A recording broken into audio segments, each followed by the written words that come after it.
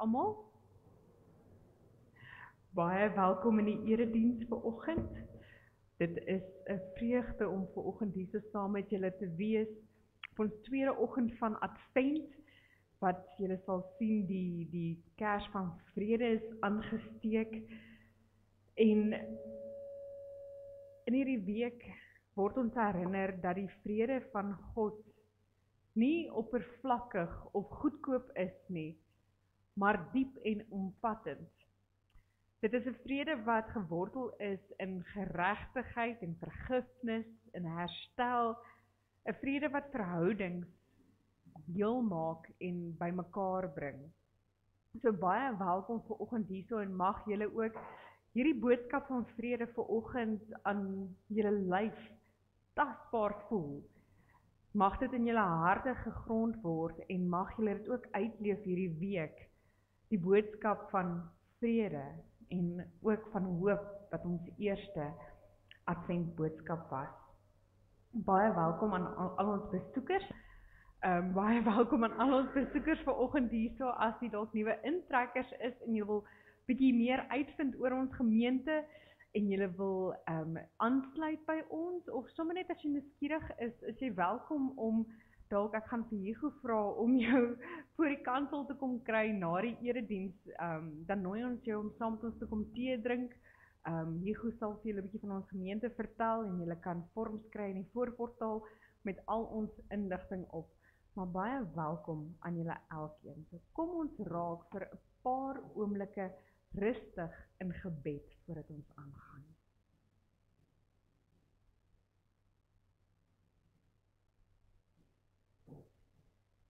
Een tak groei uit 'n ou stomp, 'n stil begin van 'n nuwe wêreld.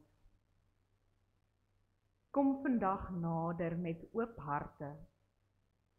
Kom luister, kom hoop en kom soek vrede in die teenwoordigheid van God. Genade, vrede en hoop van God ons Vader, Jesus Christus ons Here en van die Heilige Gees. Amen. Wanneer ons vanoggend uit die woord van die Here lees en ons lees die Here se wet, dan lees ons Eksodus 20. Toe het God al hierdie gebooie aangekondig. Ek is die Here jou God, wat jou uit Egipte uit die plek van slawerny bevry het. Jy mag naas my geen ander gode hê nie. Jy mag nie vir jou 'n beeld of enige afbeelding maak wat in die hemel daarbo, of op die aarde hieronder, of in die water onder die aarde is nie. Jy mag hulle nie vereer of dien nie, want ek, die Here jou God, eis onverdeelde trou aan my. Ek reken die kinders, die sondes van hulle vaders toe, selfs tot in die 3de en die 4de geslag van die wat my haat. Maar ek betoon my liefde tot aan die 1000ste geslag van die wat my liefhet en my gebooie gehoorsaam. Jy mag die naam van die Here jou God nie misbruik nie, want die Here sal die een wat sy naam misbruik nie ongestraf laat bly nie. Sorg dat jy die Sabbatdag heilig hou. 6 dae moet jy werk en alles doen wat jy moet, maar die 7de dag is die Sabbat van die Here jou God. Dan mag jy geen werk doen nie jy of jou seun of jou dogter of die man of vrou wat vir jou werk of enige dier van jou of die vreemdeling by jou nie. Die Here het alles in 6 dae, in die hemel en alles daarin gemaak, en die aarde alles daarop, en die see en alles daarin. Op die 7de dag het hy gerus. En daarom het die Here dit as gereelde rusdag geheilig. Eer jou vader en jou moeder, dan sal jy lank bly woon in die land wat die Here jou God vir jou gee. Jy mag nie moord pleeg nie. Jy mag nie egbreek pleeg nie. Jy mag nie steel nie en jy mag nie vals getuies teen 'n ander lewer nie. Jy mag nie iemand anders se huis begeer nie. Jy mag nie sy vrou begeer nie, ook nie 'n slaaf of slavin, 'n bees of 'n donkie of enigiets anderste wat aan hom behoort nie. Ons lees net tot daar. Kom ons raak nou vir 'n paar oomblikke stil in gebed.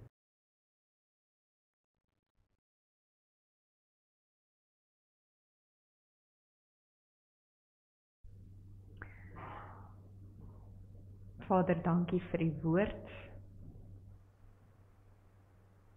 Dankie vir u riglyne. U ken ons harte, ons gedagtes, ons daaglikse wandel. Here, maak ons bewus daar waar ons nie altyd gehoorsaam is aan u nie, waar ons tekort skiet. Dankie dat u ons ook vergewe en dat Jesus ook gekom het om die muur tussen ons en u weg te vat. Vader, spreek ook nou deur die woord verder. Maak ons stil genoeg om die woord te kan hoor. Breek deur die lawaai van ons wêreld en bring ons tot rus in u teenwoordigheid. Mag u woord vir ons vandag 'n saad van vrede wees wat wortel skiet en begin groei, sodat ons dit nie net sal hoor nie, maar ook sal leef soos u mense. In u naam alleen. Amen.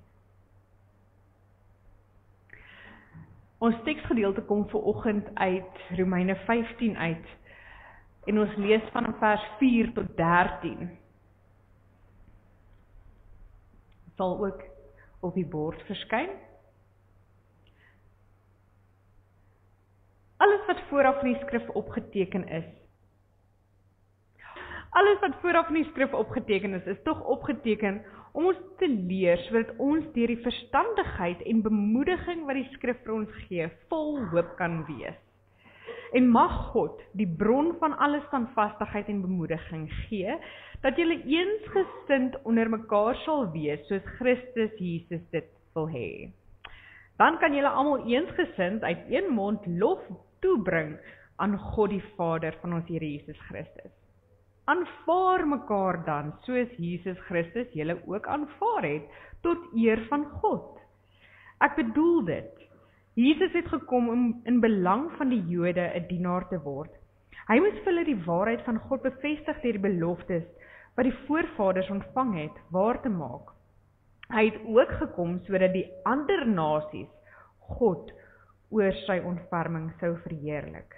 Soos daar geskrywe staan: Daarom sal ek u loof voor die nasies, en tot eer van u naam sal ek 'n lofpsalm sing. En elders lei dit: Verbly julle ander nasies saam met sy volk, en prys die Here alle nasies, loof hom alle volke. En Jesus sê ook: Israel sal 'n nakomeling hê, en hy sal opstaan om die nasies te regeer. Op hom sal die nasies hulle hoop vestig. Mag God, die bron van hoop, julle deur julle geloof met alle vreugde en vrede vervul, sodat julle hoop al hoe sterker kan word deur die krag van die Heilige Gees. Nou, wanneer ek 'n bietjie gedink het oor hierdie terminologie wat ons in Romeine 15 kry, die gedagtes daar agter, die boodskap, die woorde wat ons lees, ook van advent, woorde soos vrede en advent en eenheid en eensgesindheid, het ook verskriklike mooi kunswerke op Pinterest opgekom, en ek kon nie regtig een kies om op die agtergrond te sit nie, so hierdie gaan op die skerm bly vir 'n rukkie, en ek hoop dat een van hierdie prente so deur die preek met julle gaan praat, dat julle ook 'n konnektasie kan hê oor die boodskap van Romeine 15 vanoggend. Maar met dit gesê, wil ek met 'n verhaal begin van Leonard Sweet, 'n bekende teoloog uit die VSA uit, en hy vertel eendag hoe hy deur 'n kollega van hom, eintlik 'n studenteleraar in Phoenix, Tom Wiles, kom haal is by die lughawe toe hy daar aangekom het. En hulle was op pad na 'n leierskapkonferensie toe, en Tom, hierdie leraar-student nou, of studenteleraar, het hom met 'n splinternuwe Ford bakkie kom haal. Maar voordat hulle in die bakkie geklim het, het hulle 'n bietjie gaan koffie drink by die lughawe en so aan, en hulle het stories uitgeruil, want Leonard Sweet was ook nou 'n bakkie fan gewees. En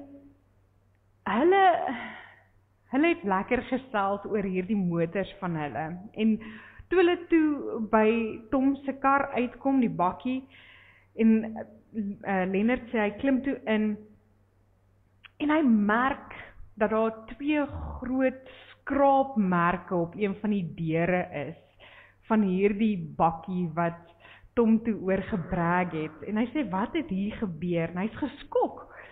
En Tom sê vir hom, die paal van die buurman se erf het omgeval en op sy bakkie geval en hierdie verskriklike merke op die passasiersdeur gemaak.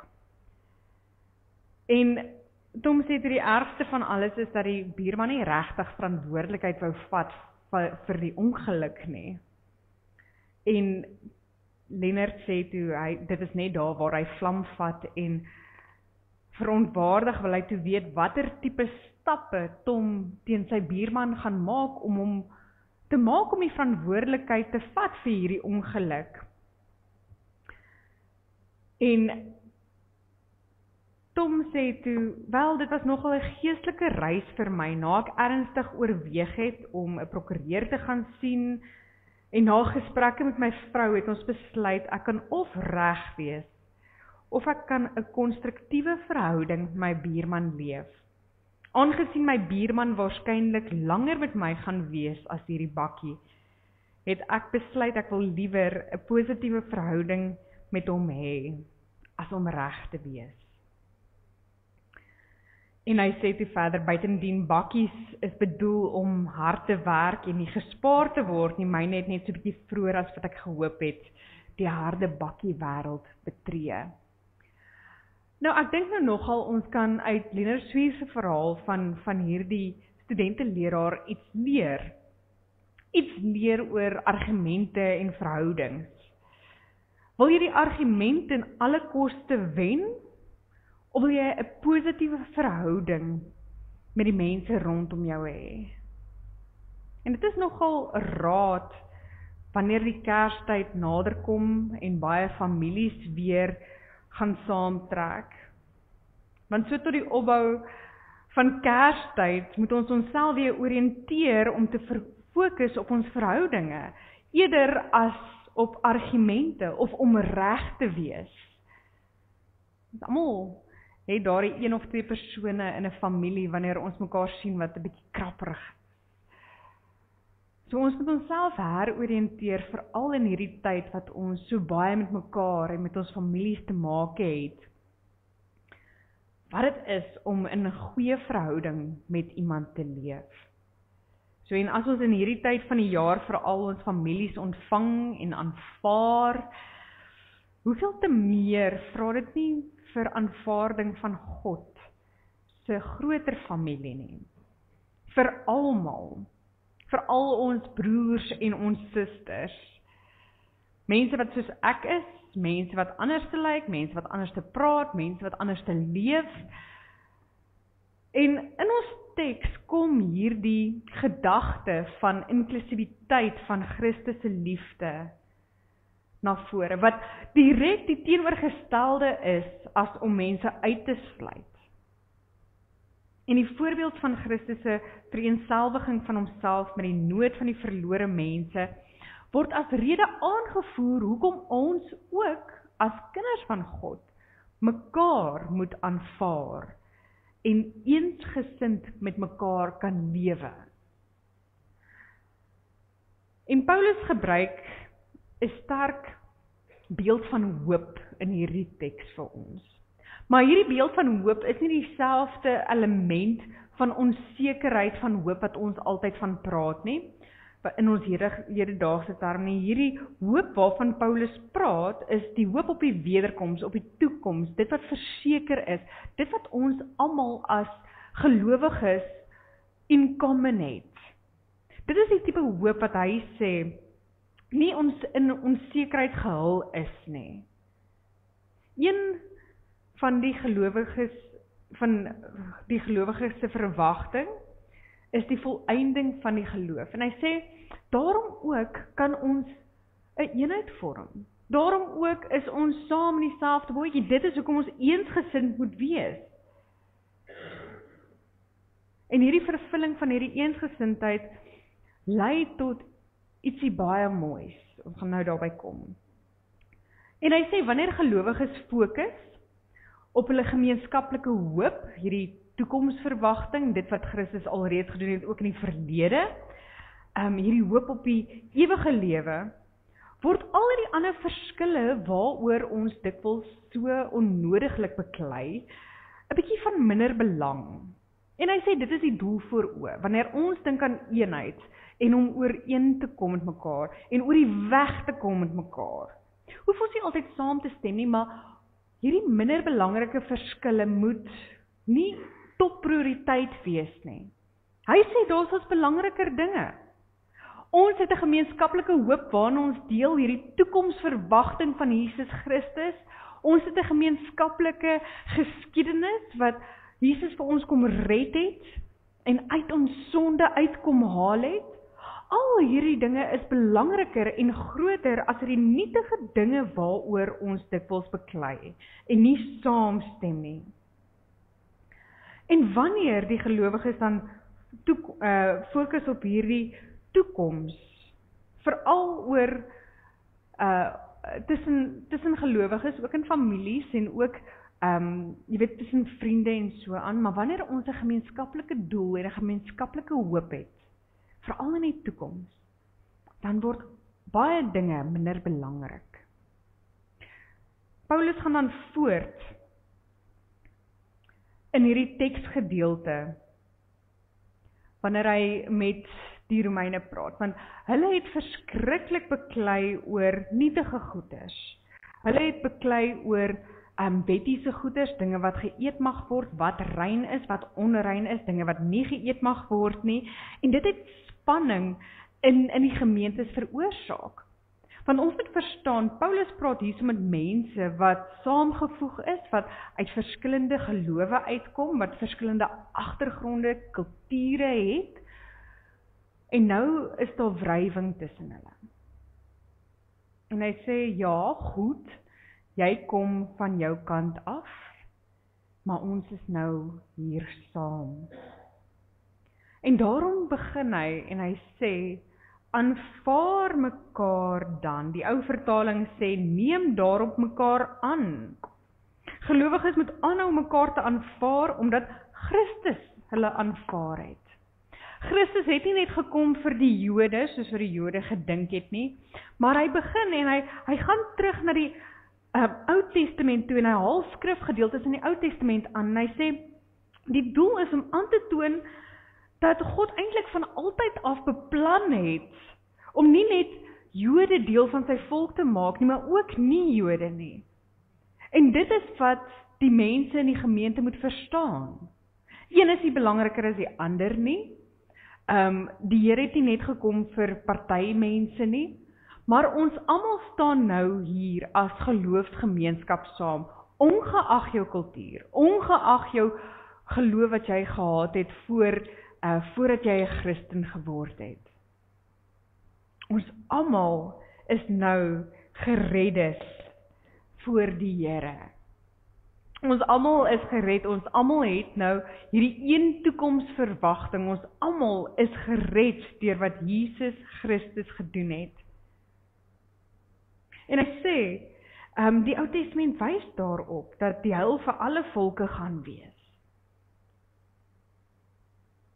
Maar hy praat nie net van ons aanvaarding vir mekaar nie, hy gee ook 'n rede, hoekom daar eensgesindheid moet wees. Hoekom ons as gelowiges veral mekaar moet aanvaar. En wat is die motivering? Die motivering is van Christus, Jesus, aanvaar elkeen van ons. Hy sê, Christus het ons aangeneem, daarom moet ons mekaar aanvaar tot eer van God. Soos Christus dit gedoen het, moet ons dit ook doen. En dit is dit nie maar die boodskap van die Nuwe Testament ook nie. Omdat Jesus het, moet ons ook. En Jesus sê dit vir ons ook. Ek het julle eerste lief gehad, so gaan uit en hê mekaar lief. Hê ander lief. Dit is dieselfde hierso. Christus het ons eerste aanvaar. Of ons nou 'n Jood of 'n heiden is, sondig is, Paulus sê vir ons almal was deel van die sondige wêreld gewees en kyk waar sit ons nou. Jesus het ons almal aanvaar. So gaan jy uit en doen dieselfde. Ons kan nie verwag dat Christus ons aanvaar soos wat ons is, maar ons skuif mense uit nie. Ons as gelowiges moet dit ook doen. Ons het nou 'n nuwe prioriteit. Paulus is daarop uit om die Christene van Rome, 'n gemeente bestaande uit gelowiges uit die heidendom en Jodendom, se prioriteite reg te fokus. Hy sê, skuif julle fokus. Hou op om mekaar uit te skuif. Julle is nie gered om mekaar te veroordeel oor voedsel en feesdae en allerhande nietighede nie. Julle is nie gered sodat julle net onder mekaar kan beklei oor dinge wat julle glo is reg en verkeerd nie. Luister na wat God vir julle sê. Lees wat die woord vir julle sê.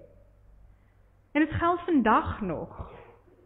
Die gemeente gaan nie vandag gevul wees met alle blydskap en geloof soos wat die woord ons beloof, as die gemeente meer gefokus is op interne geskille onder mekaar nie. Hierdie dinge wat eintlik minder belangrik of partykeer soms onbelangrik is nie. Wanneer ons begin fokus op die dinge wat minder belangrik is in 'n gemeente, eerder as op ons geloof in Christus en wat hy gedoen het en die opdrag wat hy vir ons gegee het, dan gaan ons begin vashak. Verskille oor sake van minder belang hoef nie verdeeldheid by Christene en gemeentes te veroorsaak nie.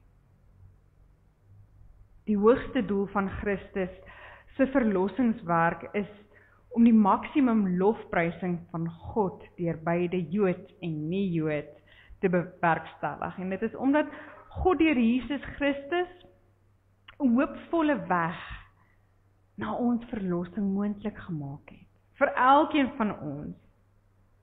En dit is hierdie eenheid van lofprysing en aanbidding wat gelowiges najaag deur mekaar te aanvaar. So Paulus sê, in die eerste instansie, aanvaar mekaar. Kry jou prioriteite reg. Hoekom? Want Christus het jou eerst aanvaar, so gaan doen jy dieselfde. Onder gelowiges moet ons dit doen. Minder belangrike goeders, wat is belangriker? Om reg te wees, of om daardie verhouding na te jaag? En wat gebeur wanneer ons nie verdeeld is nie? Wat gebeur wanneer 'n gemeente en gelowiges eensgesindheid is? Hy sê, dan word God geloof en geprys. Dan is dit 'n waardige aanbidding vir God. Die hart van Christus se verlossingswerk is dat alle mense, Jood en nie-Jood, verenig word in lofprysing van God. En hy sê, dis nie 'n hemelse ideaal nie. Paulus self sê op party ander plekke, so ver as wat dit moontlik is, verdra mekaar in vrede. Jy weet, kom oor die weg. So hy weet hoe moeilik is dit baie keer vir mense met verskillende agtergronde, opinies, geleerdheid, what have you, om saam in 'n kerk te wees, om saam te aanbid, om oor die weg te kom, om ons eie behoeftes en geskille een kant toe te skuif. Hy weet hoe moeilik dit is. Maar hy sê, dit is tog moontlik, wanneer ons ons prioriteite reg het. Paulus self het kompromieë aangegaan, juis oor dinge wat geëet word en feesdae wat gevier word onder Christene van daardie tyd. Hy noem dit die swakkes en die sterkes in die geloof. En hy sê nie hierso ons moet alles laat gaan nie. Hy sê nie hierso dat dinge wat verkeerd is laat gaan moet word nie, maar hy sê hierso, jy weet, so ver as dit moontlik is om in eenheid saam te leef, veral tussen gelowiges, moet ons dit doen. Moet ons die klein nietighede laat gaan. Moet ons vrede onder mekaar bring. Hy praat nie van groot teologiese sake waaroor ons fundamenteel verskil nie. Nou, hoe kan ons mekaar, veral in hierdie Kersseisoen, aanvaar? Hoe kan ons gemeentes, gelowiges, as ons sou sê die ander, selfs ons familie en vriende, aanvaar, ons verhouding hoog op prys stel. God eer deur ons verhoudinge en die vrede wat ons maak en bring in ons verhoudinge. Ek dink nou nogal, eerstens soos wat Paulus ook vir die Romeine wys, laat Christus se aanvaarding die maatstaf wees vir ons verhoudinge. Christus het ons eerste aanvaar. Soos ons is, met liefde, met al ons foute, met ons gebrokenheid, met ons tekortkominge, en daarom vra hy dat ons dit dieselfde ook sal doen vir ander. Kies om mekaar te aanvaar eerder as om te oordeel. Luister eerder as om te probeer wen in 'n argument. Klein goedjies. Wees sagter as wat die wêreld verwag van jou. Gee mekaar 'n bietjie slack. En wanneer ons dit doen, word ons huise ruimtes van vrede eerder as spanning. Want ons weet natuurlik dat aanvaarding en lofprysing begin by dit wat naaste aan ons is. Dit begin by ons huise, ons families, ons vriende, ons omgewing. So in daardie ruimte kry jou visie en jou prioriteit reg deur te weet dat Christus dit vir my gedoen het. En dit is wat hy verwag van my, veral ook in hierdie Kerstyd, waar alles dalk 'n bietjie gejaagd is. Almal 'n bietjie kort van draad is, omdat die einde van die jaar is. Mense verwag dat hulle kort antwoorde gaan kry en vinnige reaksies. Aanvaar mekaar. Wees sagter. Maak ook jou huis 'n plek van lofprysing en nie konflik nie. Want tog sê Paulus, dit is waantoe aanvaarding lei, dit is waantoe eensgesindheid lei, is 'n plek van lofprysing en aanbidding, want dit kan nie anderste as om God te eer wanneer daar eenheid is, wanneer daar aanvaarding is nie. As die doel van Christus se werk is dat ons saam God verheerlik, dan lyk dit prakties soos 'n gebed voordat almal in die oggend uitmekaar uithardloop. 'n plek, 'n huis wat gevul is met aanbidding en lofprysing lyk soos 'n plek waar 'n adventskersie dalk saam aangesteek kan word. 'n Kort skriflesing op 'n Sondag voor ete, 'n gereelde woord van dankbaarheid eerder as om te kla. Wanneer God se lof 'n klankbaan in ons huis word ons huis ook 'n plek van vrede.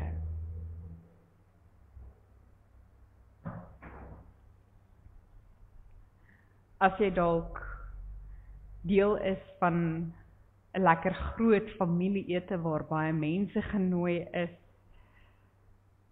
en daarso is dalk historiese spanninge, iewers 'n ou wond of 'n misverstand,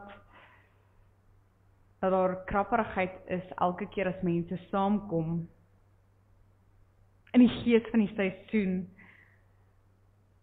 en in hierdie teks vra dit ook dat ons 'n brug sal bou. Neem die eerste stap met daardie mense, met wie jy nie altyd oor die weg kom nie, veral as dit jou familie is. Stuur dalk 'n versoenende boodskap aan iemand. Nooi iemand weer in wat uitgesluit is weens 'n insident. Laat gaan wat jou hart al lankal moeg maak. Vrede in families begin by iemand wat die moed het om te sê, die Here het my aanvaar, ek kan jou ook aanvaar. So maak ook ruimte dalk in hierdie seisoen vir iemand wat anderste is. Die vroeë kerk moes leer, Jood en nie Jood hoort saam. En vandag kan ons dit werklik uitleef. Ons kan sensitief wees vir mense wat alleen is hierdie seisoen. Ons kan vreemdelinge in die gemeente hartlik ontvang. Iemand wat van 'n ander kultuur of 'n generasie is uitnooi vir ete. Iemand wat anders te dink. Iemand wat van 'n ander agtergrond of 'n werk van as jy afkom. Nooi hulle vir ete, kuier saam. Dieselfde Christus wat Jood en heiden bymekaar gebring het, bring ook ons bymekaar. Oud en jonk, ryk en arm, plaaslik en vreemdeling. Gaan soek vir plekke om vrede te maak, om eensgesind met mekaar te leef, veral onder gelowiges. En as ons nie vrede gee, ons kan nie vrede gee as ons dit nie self dra nie. Ons kan nie eensgesindheid uitleef as ons in ons eie harte verdeeldheid beleef nie. So ons kan ten diepste nie net by ons huise en ons gesinne, ons families begin nie, maar met onsself ook.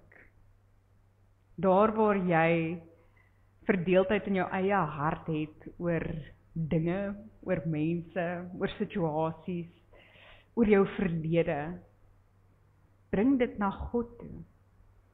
Lê jou bekommernisse neer by die Here, om hierdie verdeeldheid binne jou ook vir hom te gee. Maak tyd vir stilte en gebed, 'n kort stukkie uit die woord uit. Ons kan ook eenheid en eensgesindheid beleef as gelowiges. En ek dink ook in die kleiner geloofsfamilie ook, dalk in jou gesin ook. Want hierdie Kersseisoen gee vir ons 'n perfekte geleentheid om te leef as mense wat saam God verheerlik. Die uiteinde van die aanneming van mekaar, waar daar nie verdeeldheid is nie.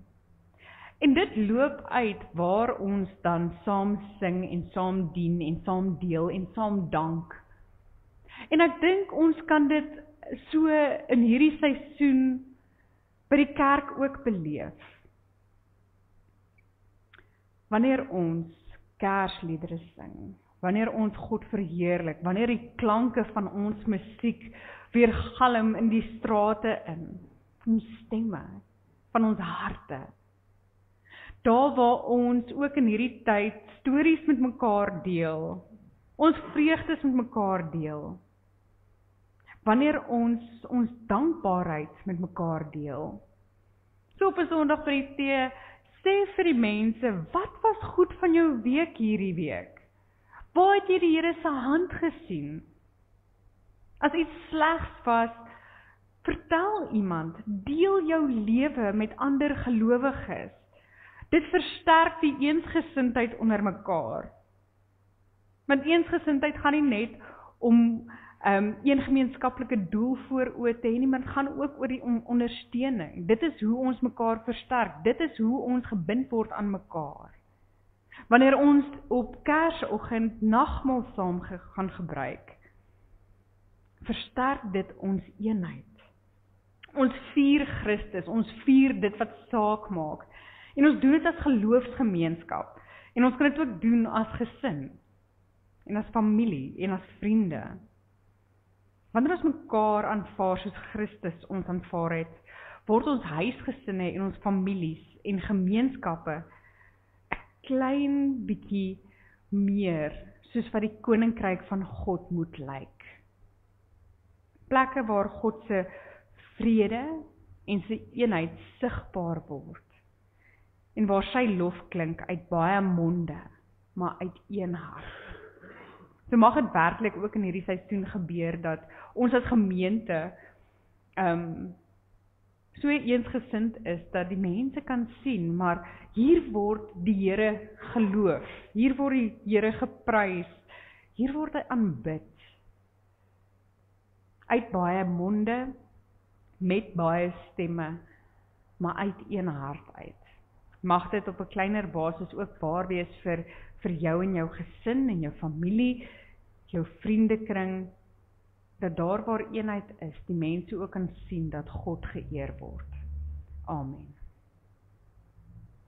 Vader, baie dankie dat U ook elkeen van ons aanvaar en aangeneem het en gered het.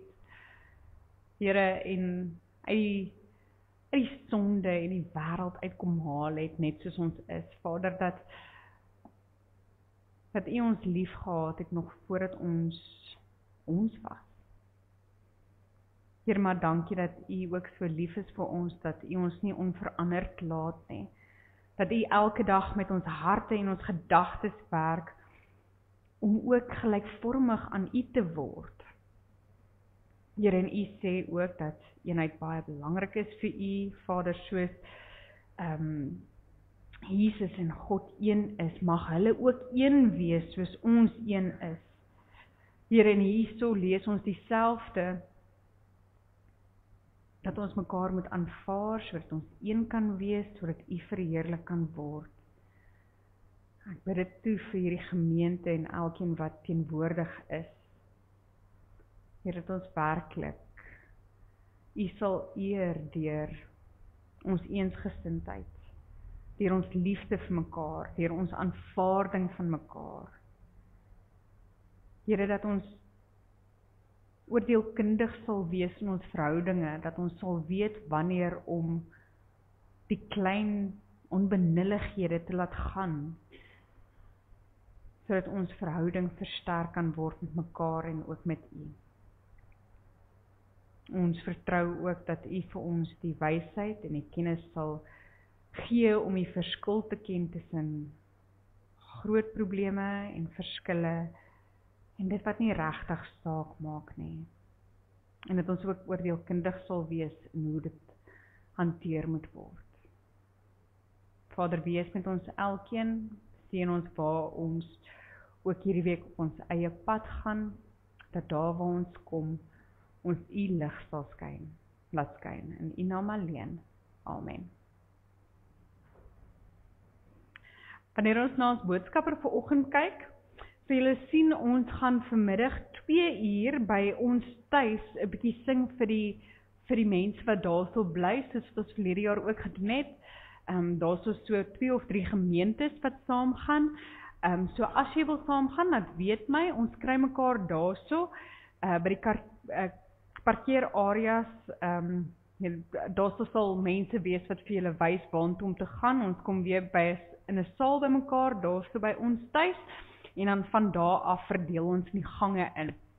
So almal wat nou nog graag wil bywoon, is welkom om my te laat weet. Ons sal vir julle die woorde van die liedjies daarso hê en ons gaan lekker na die tyd roomys eet. So dit sal 'n lekker middag wees. Dankie vir die mense wat ook al reeds gesê het hulle gaan daarso wees. En dan herinner ek julle aan volgende week se RSG-opname. Flip Loods, jy het mos nou gegoogel. Flip Loods gaan hierso wees om die opname te doen. Hy gaan weer hier agter sit en 'n bietjie met ons gesels. So kom sing lekker saam en kom luister na die erediens. Die erediens wat hulle dan gaan opneem sal ernstig in Januarie, ek dink middel Januarie, word dit dan uitgesaai. Dan sê ons baie geluk vir Paul van der Walt wat hierdie week verjaar. Ons sal vir hom sy chocolaatjie gee. Hy is dan baie getrou om elke week ook hierso te help met die klank en so sê vir hom baie geluk met sy verjaarsdag. Is daar dalk enige ander goeie nuus wat julle het? Enige ander verjaarsdae, huweliksherdenkings? Steve en Antoinette se huweliksherdenking was gister, baie geluk. Hoeveel jaar? Hoeveel jaar? Voel vir Steve of hulle al die ewig getroud is, maar baie geluk vir julle. Baie geluk julle.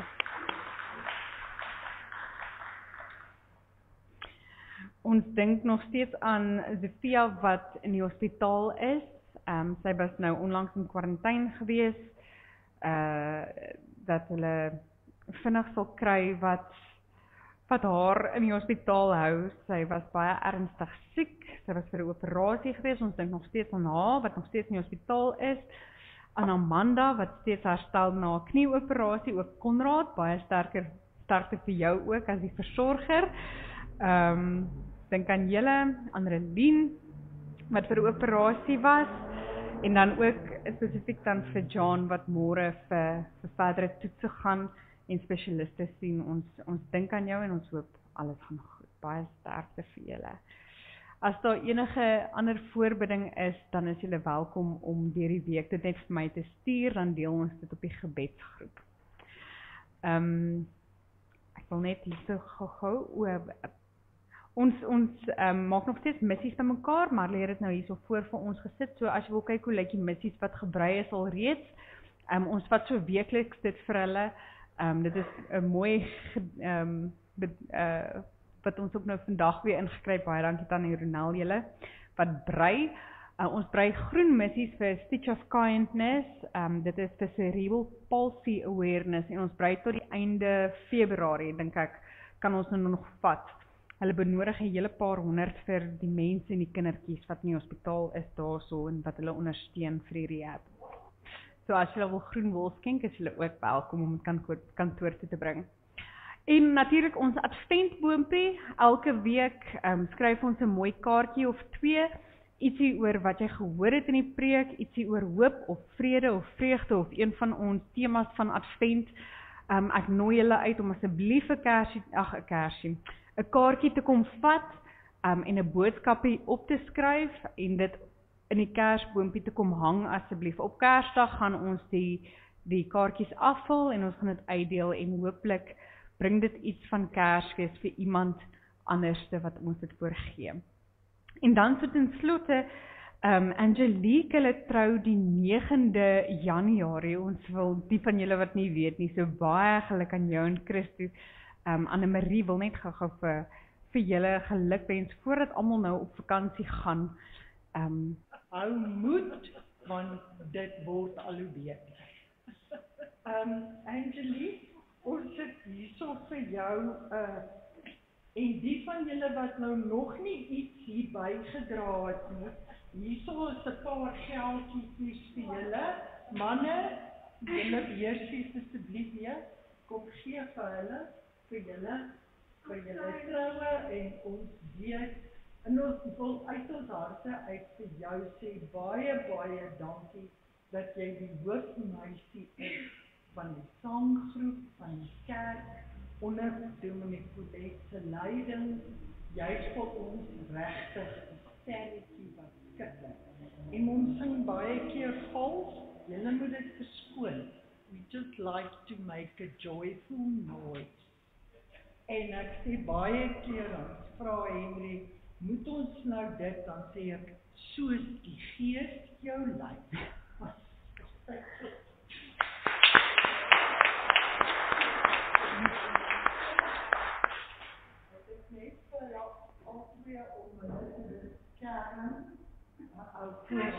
Kooitjie gaan.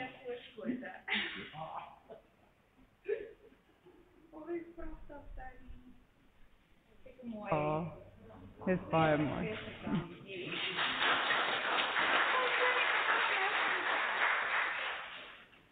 Baie dankie ook en baie sterkte vir hierdie laaste tyd nou voordat julle trou, mag die reëlings goed gaan en ons is baie bly saam met julle ook.